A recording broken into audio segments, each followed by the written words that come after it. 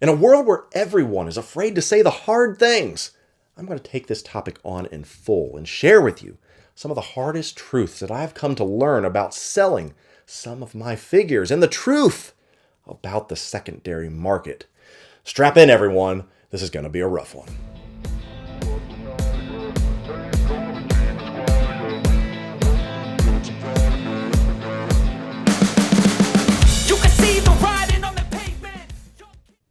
Well, I hate to say it, but I think I need to. And I'm just going to jump right to the point.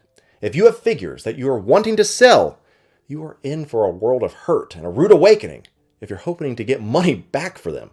Over the past 18 months or so, collectors have been conditioned to not only look for deals, but only accept deals that are far below retail. Now, the reasoning behind that can be pointed to several different explanations, and we'll look at all that and more in just a quick second. But before we go any further, I do want to implore you that if you are not a subscriber to this channel, then stop what you're doing. Click that subscribe button right now. Hit me with that presumptive like because I apparently forgot to ask in my last video and I unfortunately paid the algorithm price. So let's make it right this time.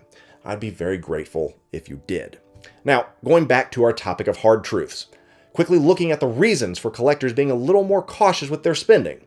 You're going to find that none of these reasons are revelations or new insights for that matter. Right out of the gate, the first reason that collectors are being tighter with their money is the fact that the global economy is currently in the toilet.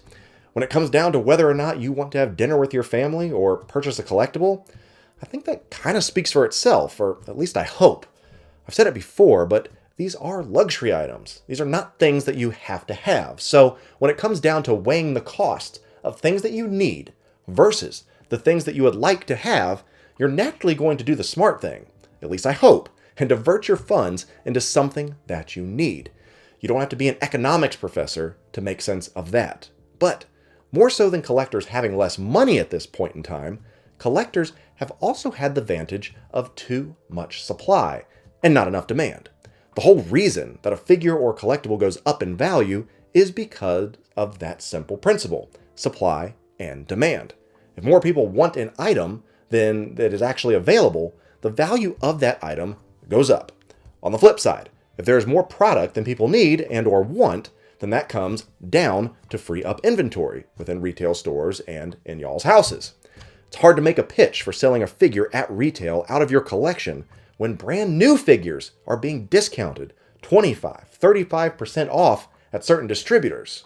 So, with that little bit of backstory, I'm here to present you with 3 hard truths that all collectors need to be considering when it comes to selling off figures from your collection. And the first one is this: if you are selling right now, you are going to take a loss. I'm sorry, and I hate to say it, but that is just baked into the cake at this point in time. Maybe asking, how do you know that? How can you say this? Well, unfortunately, I'm here to report from the real world experiences of my own life. Over the past 2 years or so, I've moved about 40 figures out of my collection. Some of them better, higher quality than the others. Makes sense that a third party or less desirable figure could trend lower than, let's say, an officially licensed hot toy. But sadly, the results are in, and they're grim. And I can tell you that on average, for all the things that I sold, I end up losing about $50 off what I actually bought them for each. Now, there are a few figures that actually made a buck or two, but that average comes from some figures absolutely bleeding me once the sale was finished. And before all you come at me and say, this is why you shouldn't do eBay, these figures were sold on multiple platforms. It doesn't matter whether you're selling them and where you're selling them, but by the time you mix in fees from some websites, shipping for others, or even cutting a deal on PayPal friends and family, on average, as I said, I took a loss on every single piece. So what do? Do you just not sell these and hope the market goes back up? Well, I can't make that call for you, but it certainly is an option to consider. For me, I didn't have that luxury. I was out of space. New things were coming in, and I had to get these figures out. Now, there is a little bit of a silver lining in this, and some wisdom that you can glean, and that is this. One of the best ways to not take a loss when selling is to make sure that you only buy things that you know you're going to want to keep. Now, look, I get it. I'm guilty of it too, and we all give into the hype of getting new figures. But one thing, as a serious collector, that we need to do is to really put a filter on ourselves and ask the hard questions of, do I really want to have this in my collection for the long term? By allowing ourselves to use a little more discretion and discernment when it comes to our next pickups, we could really end up saving ourselves the pain of taking a loss when we could eventually have to sell it. But it's not all bad news for collectors out there. No, actually, the second hard truth is this. This is 100% a buyer's market at the moment. Now, I know I just said above that we need to use discretion when it comes to our next purchase, but if there is a figure that you were searching for and you really know that this is the one you want to add to your collection by practicing patience and perseverance, I can almost guarantee you that 90% of what you are looking for can be found for under retail eventually. But the big question is this: do you want to wait and play that game? After all, only you can answer that. Recently, on one of my live streams, we talked about, does having more figures boost your credibility as a collector? And of course, the answer to that is no.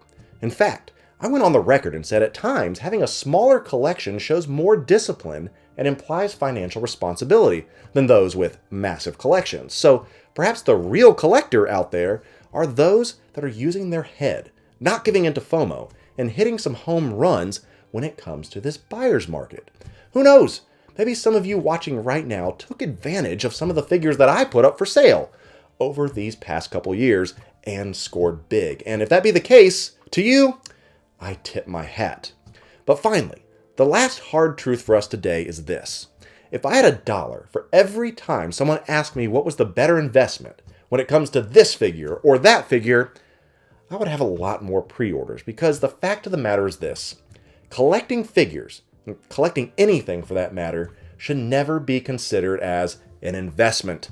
It's a hobby. And I know for some, that is certainly a hard truth. No one wants to buy something and immediately know that it's worthless or has lost its value. It's been said by financial experts that you should never buy a depreciating asset. But that's the thing. These figures should not be considered assets. They are extensions of you. A piece should only enter your collection if it's accurately representing your interests, the things that you like, and the characters in movies that hold a special place in your heart. To all those collectors out there that have bought simply for the reason of flipping, how's your inventory looking right now? If I were to guess, you either have boxes in your attic or red in your ledger. No one's making money on these things right now. As I said a moment ago, buy things that make sense to you and fit your collection, not because it's the coolest, newest thing or somebody else online has said, "Ooh, I have to have it." If I have no interest in a certain figure, don't join the digital queues and hope that you get through. And no, I'm not saying that so that I can jump in front of you on the line. I'm saying this to save you the time and effort of having to list that thing that you don't want and potentially, actually most likely, take a loss on it in the end. So there you have it. Here are the 3 hard truths when it comes to selling figures at this time in this economy and in this market. If you have to sell, you most likely are going to take a loss. So make sure that it's something that you have to move on from right now if you do have to sell. If you don't want to wait it out, great. Maybe things will improve. But don't be disappointed when you aren't getting back what you paid for. And if you are a buyer, hey, this is looking like a good deal. Now is the time, and there are certainly some deals to be had out there if you're looking to complete some figures in your line and you have the resources to do so. And please, for the love of God, stop buying these things as investments. This is a hobby. If you really have the money that you want to move to something more stable, I have some great stock options and financial counselors for you to consider. Well, that's going to do it for us here today. But now it's your turn to let me know down below what you think of this secondary market. Do you think it will ever recover and these high-end figures will be worth something again someday? If you're comfortable with sharing, what is the biggest loss that you have taken? Or what is the biggest score and deal that you have found? Let me know down below. As I said at the very beginning, I have multiple places that I need you to follow and subscribe to. In the coming weeks, I'm going to be telling you about some big goals I would like to see met for this year, and I would love for you to join me in that effort. Exciting things are coming to this channel and all the platforms, so make sure that you are in it to win it. Say hi, and I promise you'll be glad that you did. Until next time, stay safe, happy collecting, and I'll be seeing you in our next video.